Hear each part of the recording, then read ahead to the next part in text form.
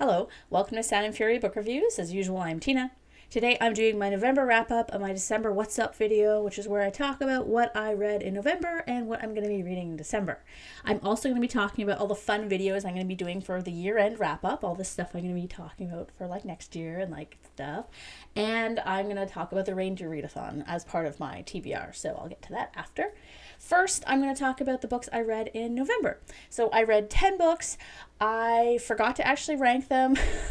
Normally, I obviously do this ahead of time, and I have my list here. Normally, I move them around. I forgot to do that. So I'm just going to go through them and just tell you what my favorite is at the end. So I think all of these books either 4 or 5 stars. So it's not like there was any that were like bad or anything. So the first book that I read, I'm pretty sure, was Strange Love.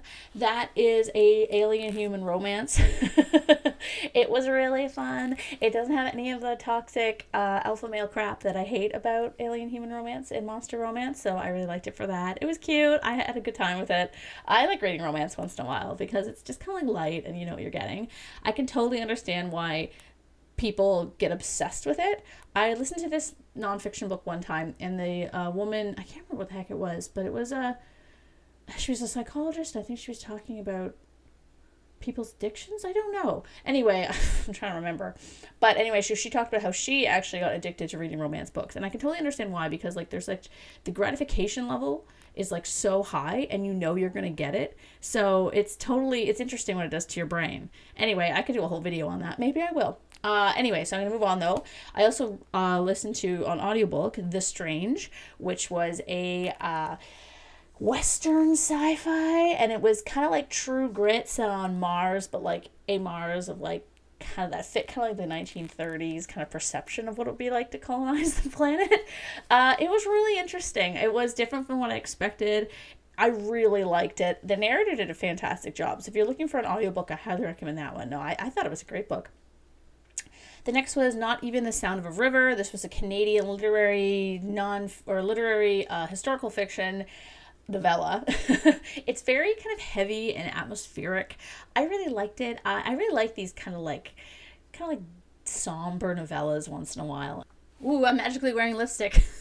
Okay, I'll tell you a little secret. So normally I film these things kind of like in the morning because it's the best light and no one's in my house, and I film them kind of when I'm working.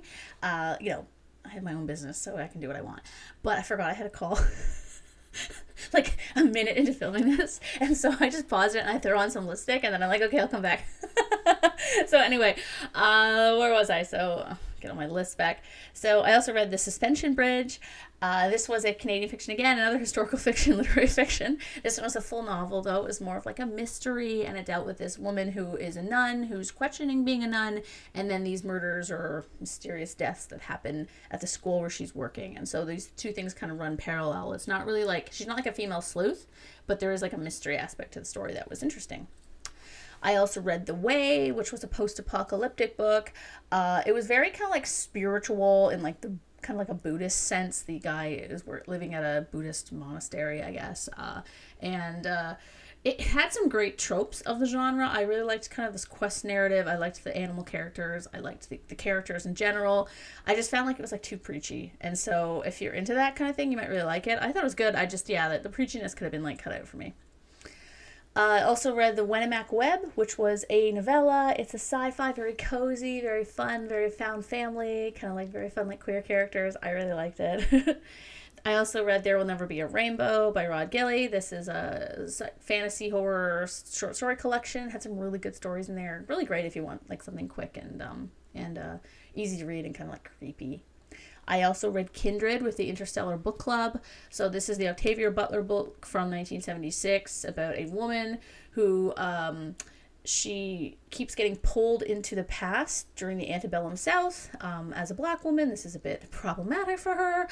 Yeah, so we talked about, it's a fantastic novel. It's absolutely fantastic.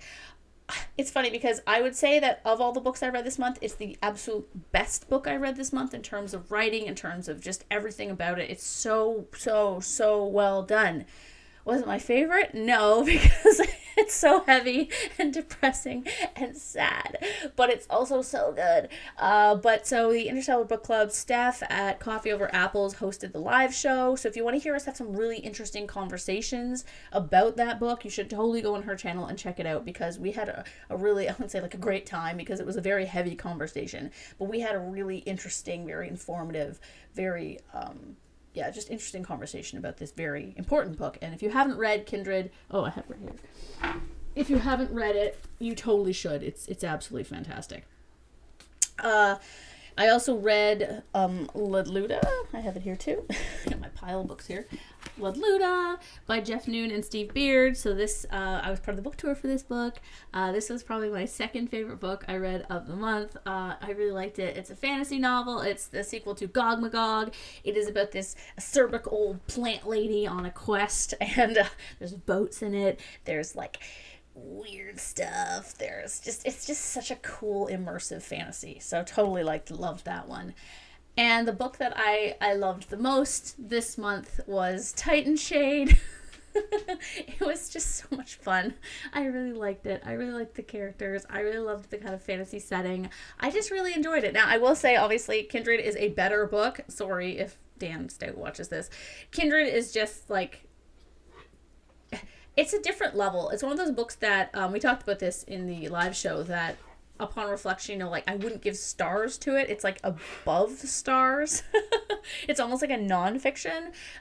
So I would say, best book I read was Kindred, but my favorite book was Titan Shade. So I'm going to talk about a couple other books that came out this month. This is kind of a little promo for the authors. I hope you enjoy this. It just introduces you to some new books, so you probably never heard of these books. So this wasn't on the syllabus. This is the first one. This is a really important book. It deals with sexualized violence on school campuses, specifically in Canada, but it's definitely applicable to anywhere else in the world. Of course, the United States, the UK, and stuff too. So it's basically these two young women, they curated this collection of, I think, 25 to 30, like personal kind of mini memoirs, essays, papers, and poems about sexualized violence on campus. So the first third of the book is kind of like things that happened to people, what happened to them, how they reacted to it. The second is what they decided to do about it, how it spurred them to action. And third is about the things they actually accomplished in getting like policies changed. It's actually more of a critique of the institutions themselves, and like how it's a societal problem and the institutions aren't doing enough to like protect their students. And so it's really, really good, and it's really, really moving and important. So if you like nonfiction, you should totally check it out. Next was Trail to Treason. So this is a historical fiction set in World War One. It follows this woman who gets kicked out of her house for adultery, and she's forced to take one of her kids, leave the other behind, and kind of like make her own way in the world. And the way she does it, she's just like audacious. That's just what she is. She is a wild woman. And the cool thing about this is that it's based on a true story. So the great niece of the woman in the story wrote the book, and she's a German author, so this is actually a translation from the German. And the interesting thing about this book is that the woman is of German descent, obviously, given the author. And so in World War One, she's approached by these German spies and is asked to spy for Germany against the UK, because she lives in Britain. And so it's really interesting. It's just, if you love historical fiction that's based on true stories, this one's really, really good. And the other one I don't have a copy of because I gave it to someone else. And it's Reclaiming Venus. This book is so cool. So it's a nonfiction. It's about this woman named Alvania, and she grew up in segregated Kansas in like the 50s and 60s. And so in the 60s, she leaves. She's like, I can't live here anymore. And she moves to California. And it's just about her kind of crossing paths with these kind of celebrities and like rich people and stuff, and then kind of integrating herself into their world and becoming like a tour producer for the Rolling Stones and Roberta Flack and other kind of big 80s bands. And I'd never heard of her before I read this book, and no one has. She's still around. She's 82 years old, and it's an amazing novel and or memoir. And her co-writer, because she's elderly, is a professor at I think a university in Seattle, and so she's got an amazing writing style, and it's really, really cool. So if you love nonfiction, you should totally check that out. Okay, So I'm going to be doing the Reindeer Readathon in December, which is a really fun kind of low-key, casual readathon, very different from the Trick-or-Treatathon, hosted by Eric at Break Even Books. So you should check out his channel. I'll put the link below where he talks about the readathon. I think there's still time for you to sign up if you want to. It's really good. There's only a few prompts, so it's not too hard.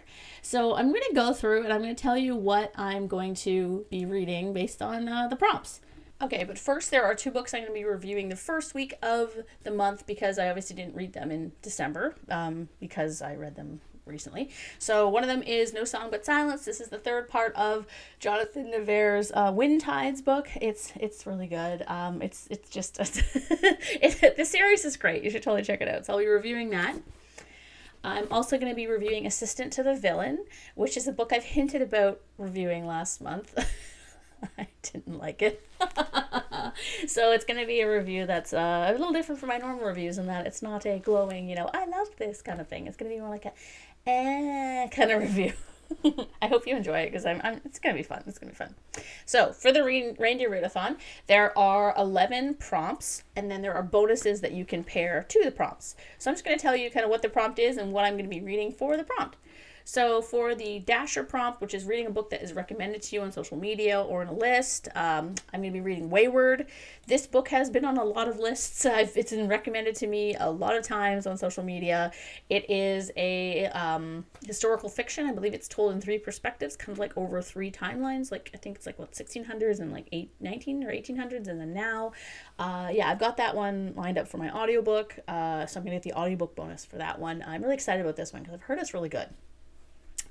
Next is Dancer, and this is read a book genre that you feel matches your favorite music genre. This is very easy for me because my favorite music genre is indie, indie rock. That's all I listen to. My daughter knows the radio thing, the numbers they say out, their whole spiel, because that's the only radio station I listen to is like the local indie station.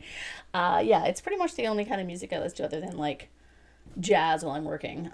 Yeah, I'm kind of boring. So I'm going to be reading De-Inception, which is the sequel to Re-Inception. I reviewed this book, I think, at the end of 2022. It was really, really good. This book's fantastic. It's won a whole bunch of rewards. So the author is actually sending me a physical review copy. So I'm very excited to read that. So I'm going to be reading that for that prompt. Next is Prancer, and that's read a book where the synopsis mentions a named special event or date. I am going to try to get a copy of The Wager, which is a historical fiction about a ship crashing or something in the 1800s. I don't know. You know me. This is my favorite part about doing this TBR because I can't remember what anything is about. I looked this up like last week specifically for this and I can't remember. I know that it came out this year and I do like books about ships, so I'm very excited about that. Even if they deal with mainly men, that's fine. I like men once in a while. Next is Vixen. This is read a book you didn't buy. It could be anything, library borrowed, gifted, etc. I mean, I get 1 billion arcs a month, so I'm going to be reading Grave Empire. I'm not going to be reviewing this until January, though. This is the first in a new series by Richard Swan, who wrote the Justice of Kings books. I'm very excited about this. The publisher also offered to send me a physical copy, so I'm just waiting for that to come along. I already got the ebook, so I'm like, ooh, I'm very excited. So I don't know what it's about at all, to be completely honest. I don't even care. So for the Comet prompt, which is read a book that ends on the last digit of the day of your birth. My birthday is the 8th of July. And so I found out that From Cold Ashes Risen, which is the 3rd book in the Along the Razor's Edge series. Again, I don't know the name of series. I just call them by the title of the first book. It has 448 pages. So 8, there we go. Perfect. I wanted to read this for a while and it's going to get me the ebook prompt as well. Next is Cupid, and that's read a book from an author that you have already given 5 stars. This is easy. I got a copy of Desert Talon, which is the sequel to The Mountain Crown, which was my favorite book for October. That book comes out, I think, in March, so I'm going to be reviewing it in January, but I'm going to be reading that. And obviously, I already gave that author 5 stars for the first one, so that was an easy one for me. Next is Donner. This is read a book where the cover contains one of the first 4 words you see in the word search below on the battle grid, or the grid. I said battle grid because the first word I saw was battle, and that was easy because I have a lot of classic science fiction that have battles in them. So I'm going to be reading a stack here. David Bishop's The Infinite Battle. I've been wanting to read this one for a while. I'll tell you what it's about. It's about Laura Shenzak, whatever. She's irreverent, rebellious, beautiful, of course. A woman with an impossible mission to rescue her beloved brother, the most brilliant physicist of the Empire, from the awesome aliens, the Jackstron. Sounds really cool. I'm very excited about this.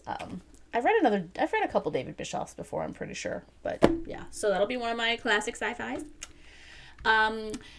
Another one, the next prompt is Blitzen. It says choose 3 books that start with the same letter. Randomly choose one of them to read. So I did this. I put them away already, didn't I? No, I didn't.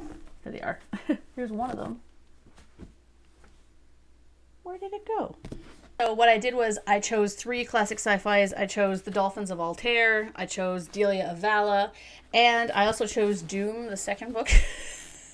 Which I left it upstairs in my bedside table, and I'm not going to go up and get it. Sorry. So I showed the covers to my kids, and I said, which one is the coolest one? Of course, they picked the Doom one, and that's what I wanted to read anyway, so I kind of rigged that one for myself, so I'm going to be reading that. Here's the cover. I probably already put it up there.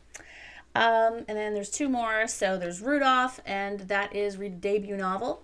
That's easy. I got a lot of those on my NetGalley, and so I'm going to be reading Moth Eater. Do I know what Moth Eater is? I have absolutely no idea what Moth Eater is about, but I know it's a debut, so there we go. Now, to get the slaying it prompt, I think I'm screwing this up because I haven't got the Christmas Star bonus yet, which is read a book over 500 pages. So I don't know if I can read The Pariah, which is I've had on my TBR for forever, and get that as my 500 pages. I don't know. I'll have to ask. But if I can fit it in, I will read The Pariah. I don't know. Christmas is busy. Yeah, so we'll see. I've been meaning to read that forever. I might take it with me on vacation. I'm going to vacation in January. Oh, I can't wait. We're going to Mexico. Oh, I can't wait. I'm even taking my kids with me. It'll be great. Anyway, so, yeah. What else am I doing in December? Well, I'm going to be doing my stats video at the end of the month, probably on the 30th. This is where I go through the statistics of all the books not the statistics, but like kind of like I look at all the books that I read and tell you like how many page numbers I read in total, how many, what genres I read, what genres I read more of, and I look at kind of the author's backgrounds as well and be like, did I read more men than women, etc. So like I did this the last couple of years. It's really fun. I really like making the charts, so I'm going to be doing that. And then on the 31st, I'll be doing my wrap up for the year, which is where I talk about my favorite books I read of the year. I don't really do a December wrap up because, I mean, if these books are good, I'll include them in that. And most of these ones, actually, I'll probably be reviewing in January. So they will get there, time in the sun. So yeah, that one's really fun because I'm going to have like a bunch of categories like favorite character, favorite shipped couple, best things, etc. So that'll be really fun. And I'm also going to be doing, in the middle of the month, I'm going to be doing my most anticipated sci-fi fantasy horror books coming out next year. I've got a whole list of them because I've requested a lot of them on NetGalley and got approved for a lot of them. And I also, I'm kind of involved in the industry, so I get kind of like look at stuff coming up that people don't know about. So I'm going to be talking about all of that. It'll be a lot of fun. And yeah, so let me know in the comments what your favorite book was that you read in November.